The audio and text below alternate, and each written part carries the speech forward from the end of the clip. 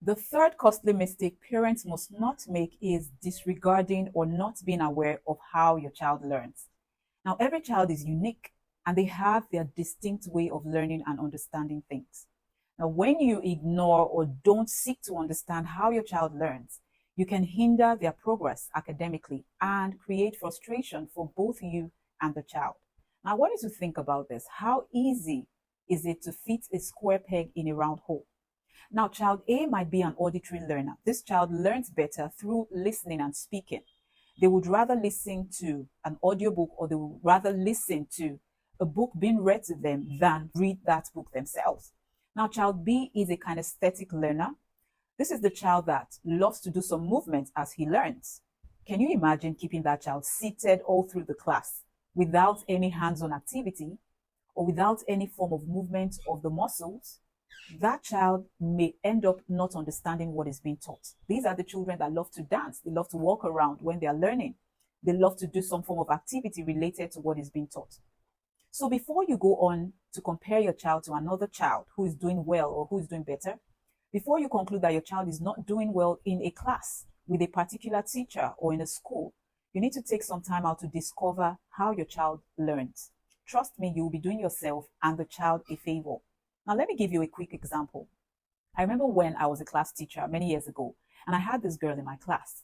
She was very quiet. She wouldn't speak. But the teacher in that class at that time was very boisterous, vivacious, and this girl could not bond with her. This girl could not connect with the teacher, so she wasn't doing well. She was always failing. But then I came into the class, and because I am a more reserved person, the girl was able to connect with me.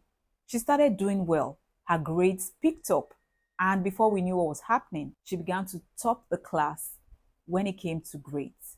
So what am I saying? This girl was able to connect with my personality and she started doing better. I want you to understand that your child may not be performing well in that class or in that environment because the way the child is being taught might not be the child's learning style. So, dear parents, be a student of your child. Understand how your child learns. These are some of the information you should give your child's teacher, especially on open days and when the child is going into a new class.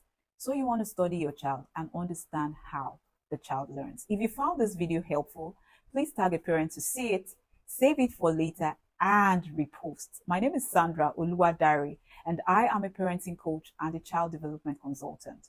You want to follow Winning in Parenting for more insightful content on parenting.